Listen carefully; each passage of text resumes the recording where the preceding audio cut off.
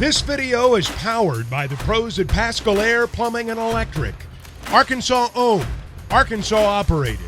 GoPascal.com. Tom, I want to start with the question you asked Sam Pittman, which frankly I thought was warranted. They haven't shown up in home games this fall. I know he kind of took issue, was bristled with the question a little bit. My question is, what team shows up on Friday? Tommy mentioned the fact that in this game, a lot of guys will be playing their final game at Arkansas. How do you get these guys fired up in the final home game of the season, Yeah, that's a great question, Ty. And good morning, everybody. And I'll address that, but I gotta give you a pro tip to Tommy here. Yeah. On Prime Video, if you have it on Thursdays, if you just go to your home screen, the game's up there. So in other words, it's just like one click. Once you log in, it's up there. Bam, makes it easy for you. Well, I got it. I mean, there hadn't been a lot of games worth going over there for. That wouldn't be one that I make the effort for. They just Thursday night games have pretty much not been appointment TV. Yeah, I understand what you're saying. Last night's game was appointment TV. So.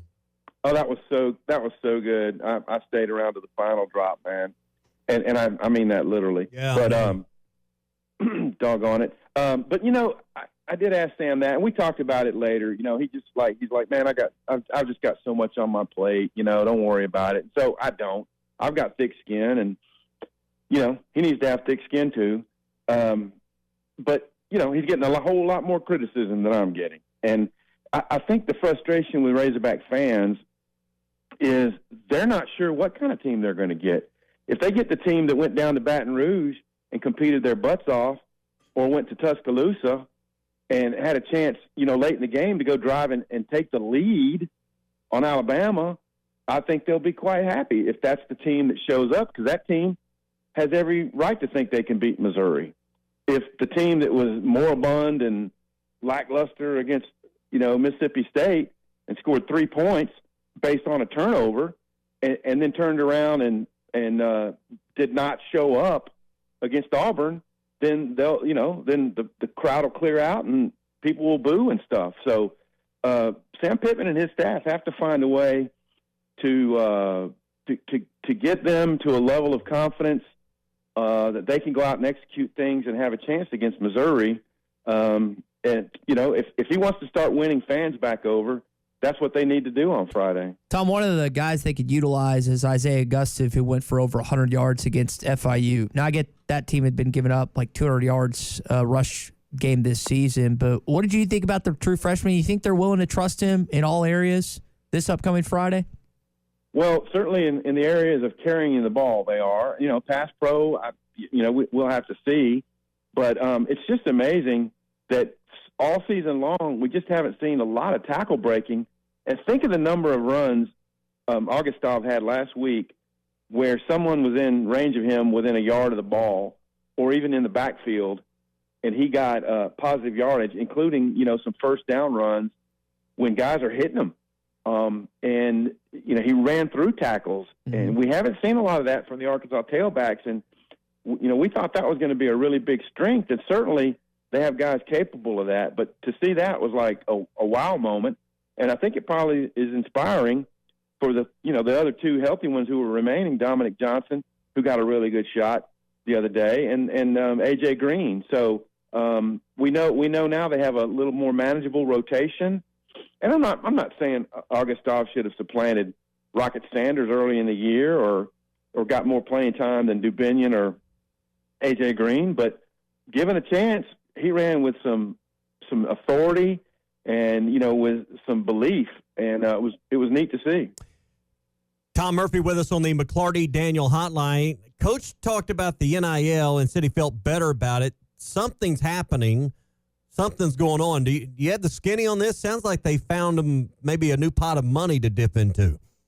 Yeah, it sounds like they've got some arrangements that are probably going to be announced very soon. And, the events of the last, 72 whatever hours since Hunter Yurichek's announcement in the locker room to the players that Pittman would be back, which was celebrated by the players, following, and then the following day, his social media post about that.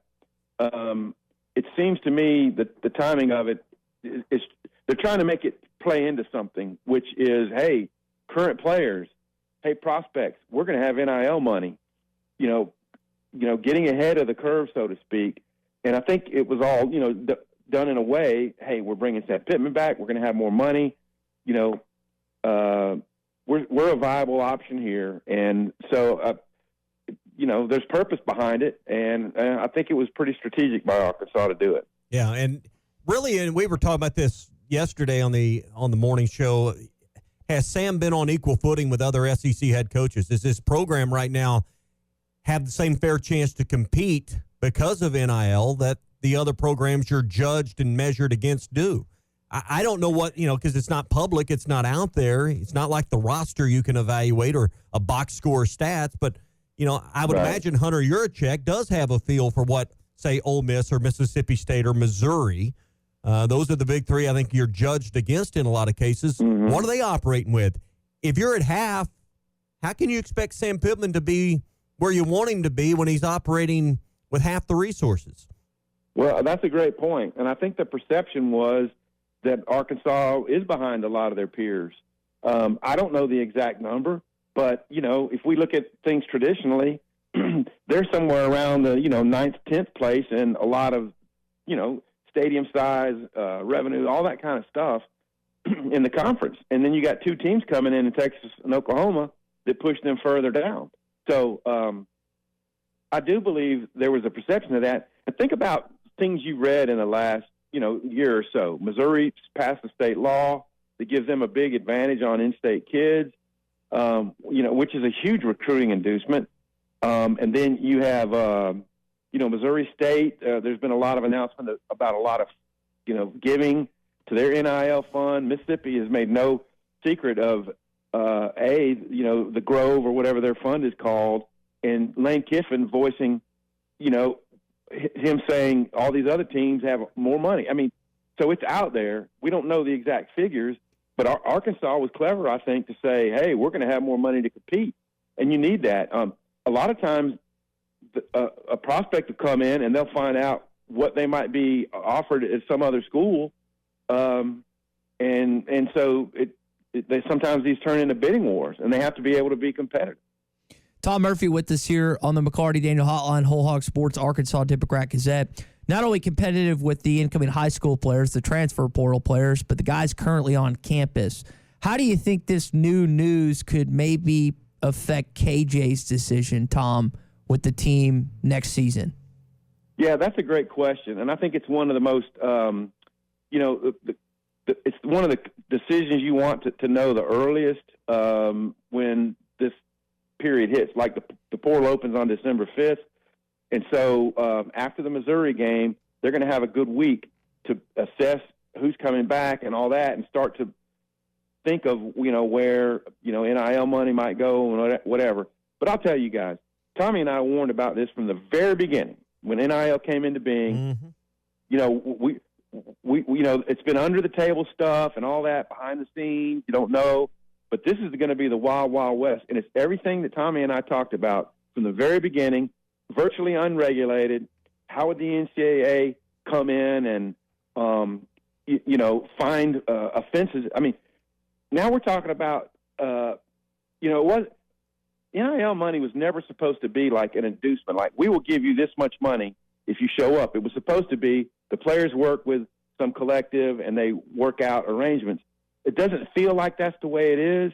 And so Arkansas has, had to kind of fight from behind a little bit, because the A&M class from a couple of years ago, you heard all the ballyhoo about that, but I'm just going on kind of a thing here because it's been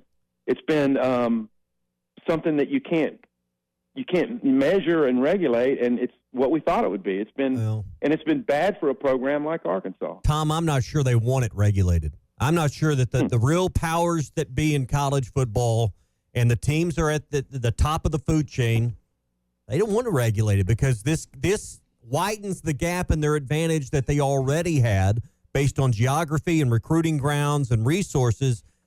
Now they just further distance themselves with those, say, 6, 8, 10 teams out there. They don't want a lot of regulation. There will be a few anomalies along the way, like TCU last year, but the rich will get richer, and those that are in the middle class of college football will still struggle to get to the top. Yeah, and you know what? I don't argue that point, Tommy, and that's what we said. The rich would get richer way back when, and all those things we said 2 years ago or 3 years ago now are coming to fruition. BetOnline is your number one source for all your betting needs. Get the latest odds, lines, and matchup reports for baseball, boxing, golf, and more. BetOnline continues to be the fastest and easiest way to place your wagers, including live betting and your favorite casino and card games available to play right from your phone. Head to the website or use your mobile device to sign up today and get in on the action. Remember to use our promo code BELIEVE, that's BLEAV, for your 50% welcome bonus on your first deposit. Bet online, where the game starts.